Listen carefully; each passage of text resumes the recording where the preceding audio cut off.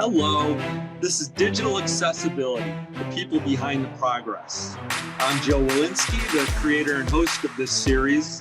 And as an accessibility professional myself, I find it very interesting as to how others have found their way into this profession. So let's meet one of those people right now and hear about their journey.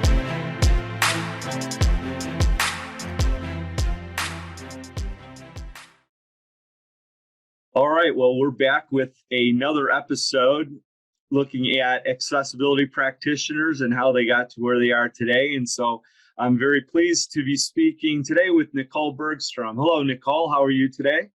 Good. How are you? Everything's going well. I'm, as mostly usual, at my home office on Vashon Island near Seattle, which is where Blink's headquarters office is. Where are you talking to us from? So I am coming to you from just a little south of Denver, Colorado, and it is a bright, brilliant blue sky out, no snow, even though we're in November. But I also am working out of my home office here. Well, that's one of the nice trade-offs of Denver is that even in the winter when it gets cold, you still have some sparkling sunny days, and that kind of makes everything still feel okay. Absolutely.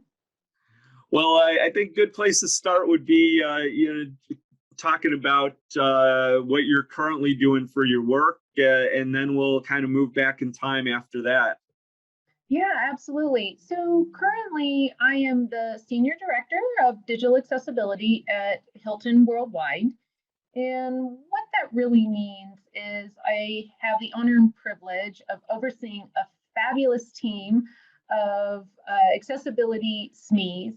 And we have several areas of focus within Hilton. So the overarching is really from a programmatic perspective to grow and mature Hilton's accessibility program, an overarching program.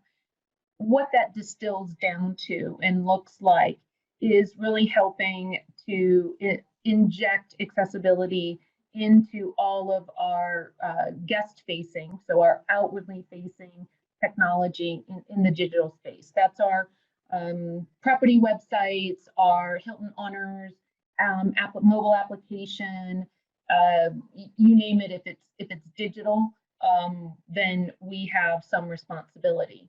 We also really take an approach at Hilton that, borrowing a term from others in the accessibility industry, of shift left. And in our model, the shift left isn't just from a testing into development, it's actually shifting accessibility way up into the discovery and ideation phase.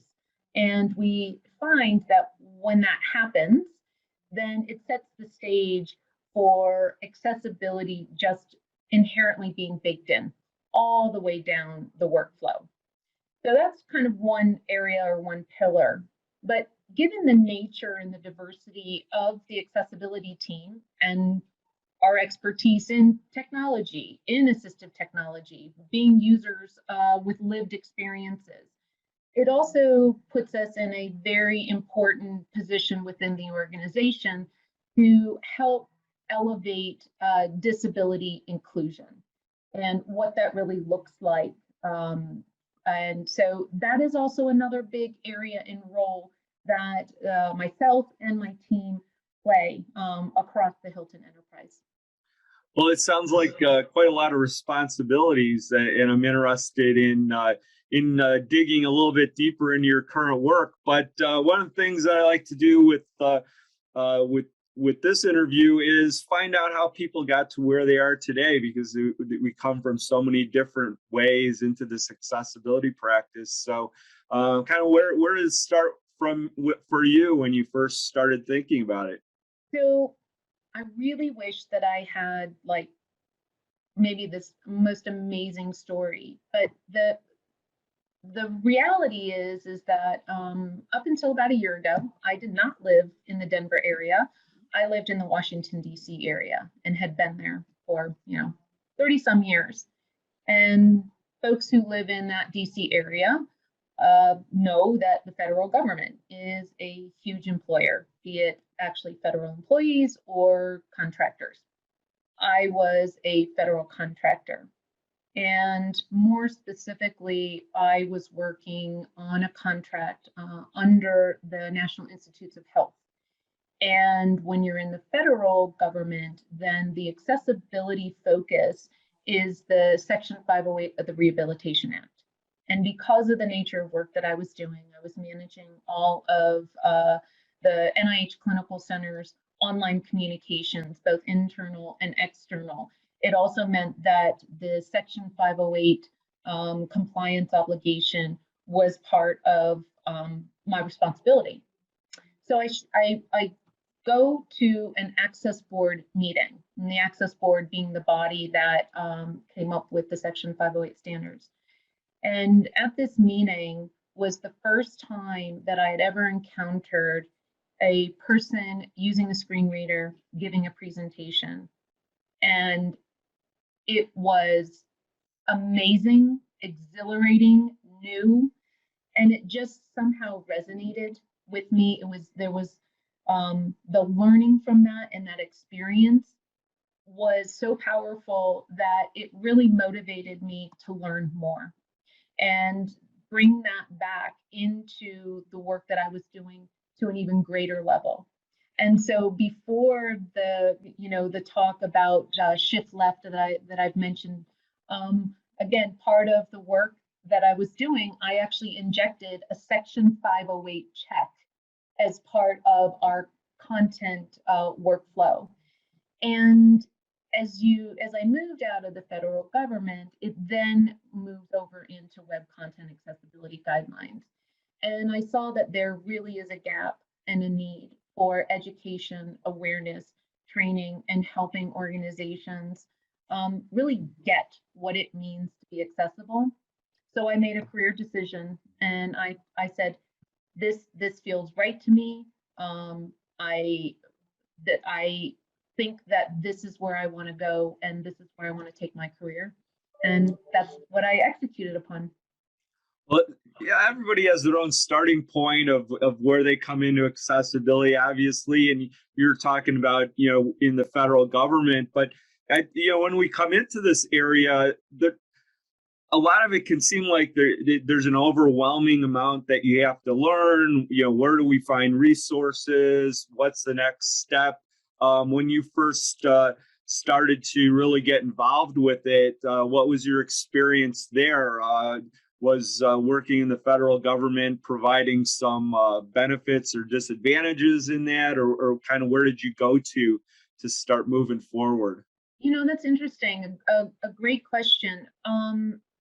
So I had a technical background, and I knew how to code web pages. So as I read the standards, they actually had meaning to me. And then again, there were two specific places. The Section 508.gov website, it was not as robust as it is right now. And then the Health and Human Services, so the overarching department above NIH, had a lot of resources and had packaged them in a way that was really consumable. Whoever is listening and has been in the industry as long as I have also remember a tool called Bobby. So Bobby was an automated tool that you could scan your website, and then if you were Bobby approved, then it was an indication that you were at that time accessible. So a lot of it was hands-on learning. The amount of training that is out there now, it is enormous, and it just wasn't there. So some of it was also interpreting the standards and then turning around and writing policy for how the NIH Clinical Center was going to interpret and apply the Section 508 standards. Well, so then you moved out of the federal government. What was the kind of next phase of accessibility like for you? Yeah, so out of federal government, I then moved over. It was nonprofit, but higher ed. And so that's where it was really, because it was higher ed, working with higher education institutions who get funding from the Department of Education. It was still Section 508, but then the injection of the Web Content Accessibility Guidelines. And that was really looking at working with this organization to do full-on audits and remediation of very specific applications. And so I imagine that was, you know, quite a bit of a different work environment from the federal government. Maybe there are some things carried over. What were some of the similarities and things that were different?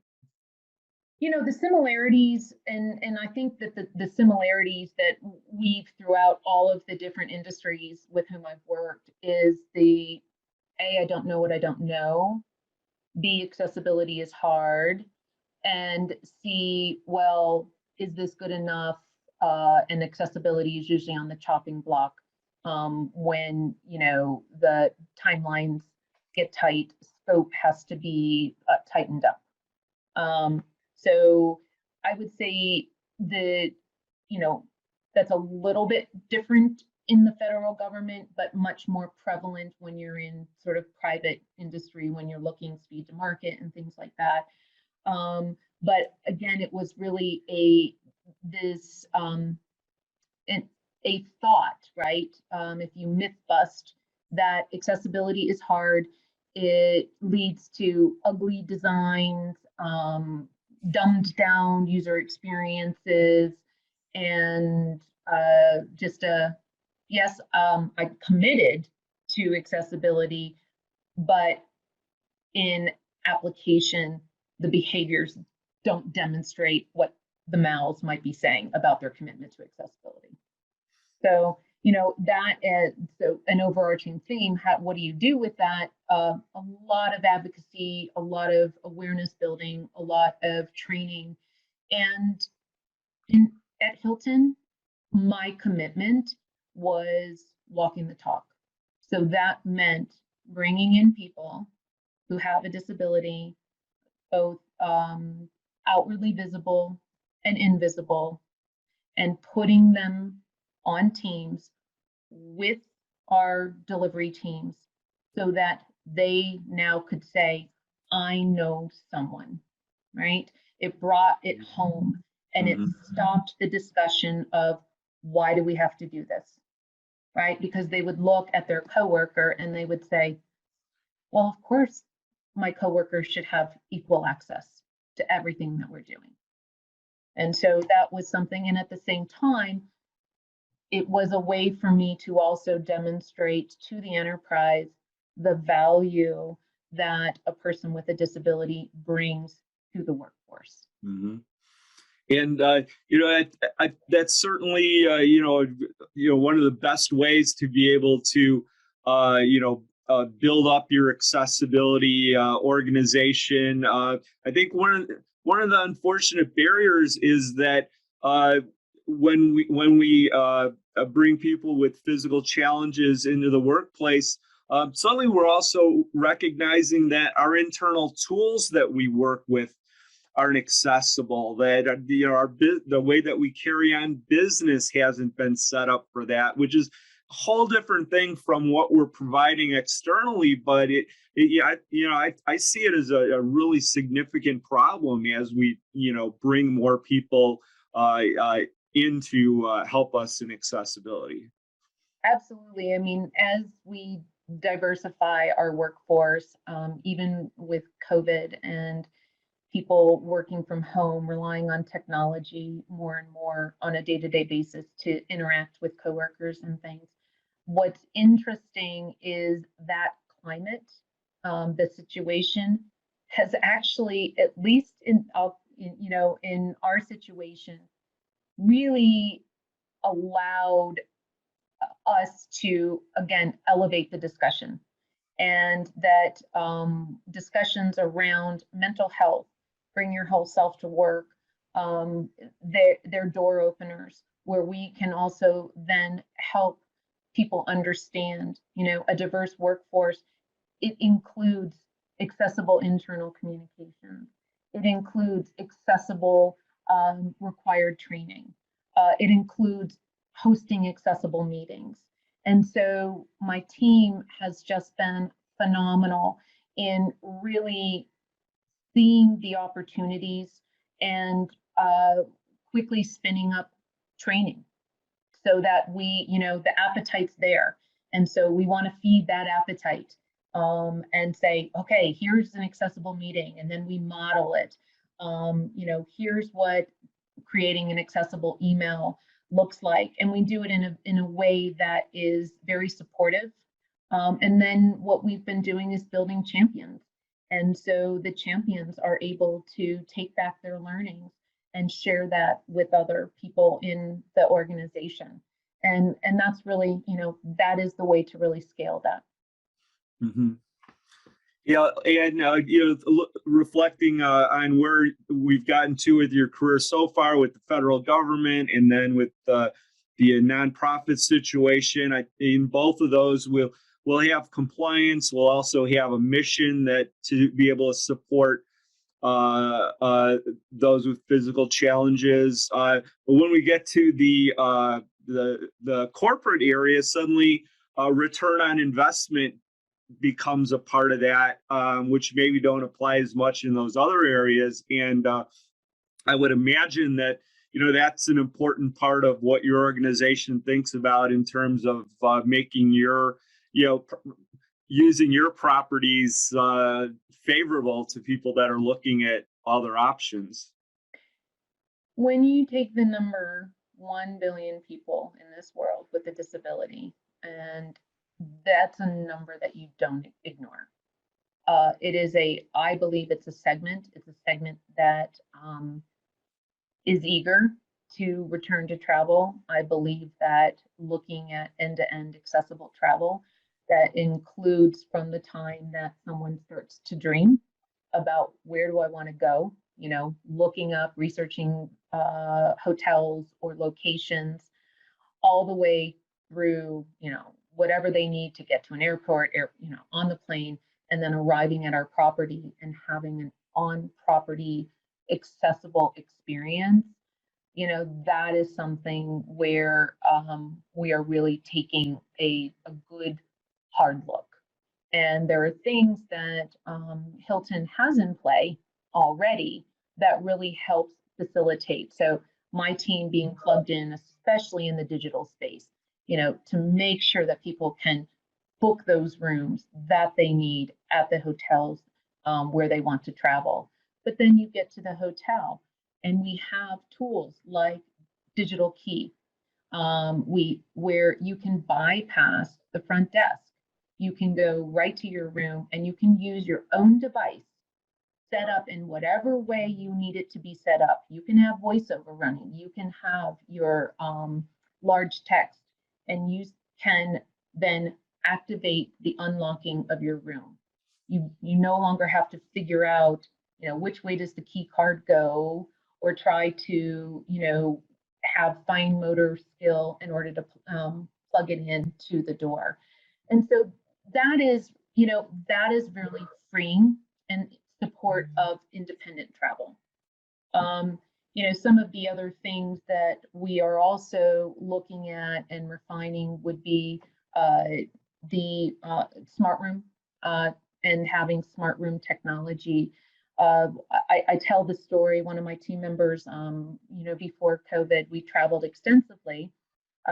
He's blind, he has a guide dog. And so we would travel to our various offices and stay at usually the same hotels in the different offices.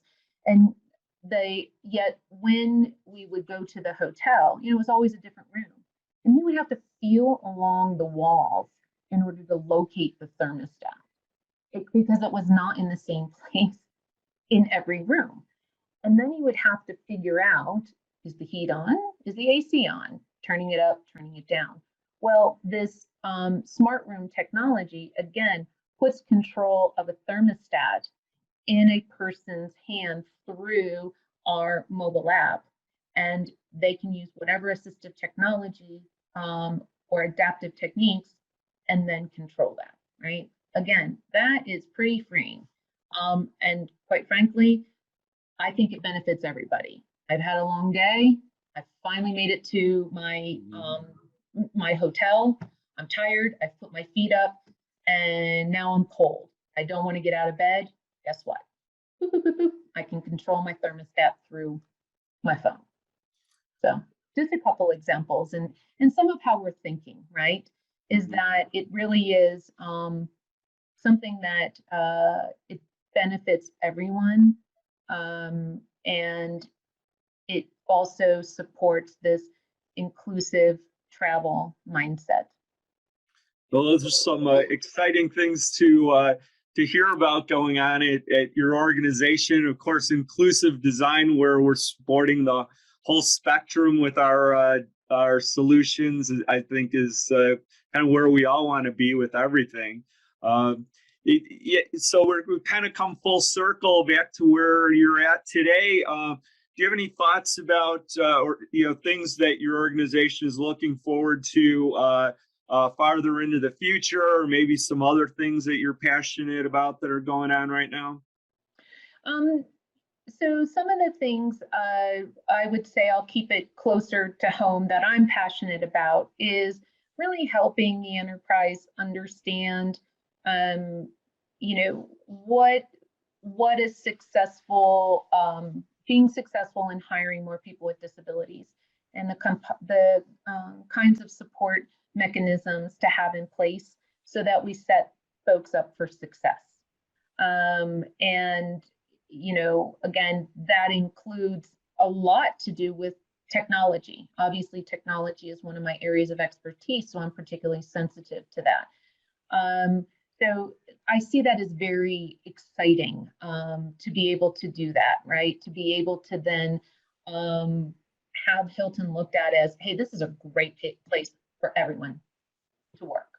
And it doesn't matter, your ability, right? Your race. It doesn't matter where you live, if you will. Hilton's a great place to work, and we will support you in your career success. The other thing that I always keep an eye on is directionally, where are we going with accessibility guidelines? And so thinking about what is the 3.0 of WCAG going to look like, thinking about setting again the scaffolding, if you will, so that Hilton can quickly pivot and really understand how much do we really need to do to pivot. So those are some of the things, and then looking for opportunities to partner with disability advocacy groups, and also looking for opportunities to build features, functions in our Hilton ecosystem that are very specific to addressing needs of certain, disability populations. And I think that would be just fantastic. And again, I maintain that it'll benefit everyone. Well, Nicole, it sounds like you definitely have more than enough on your plate in terms of current activities and things that you're thinking about. And I want to thank you for taking the time to share those experiences with me, talk about your journey, and maybe we'll meet up in the real world at some point. Well, Joe, I appreciate the opportunity to share my story.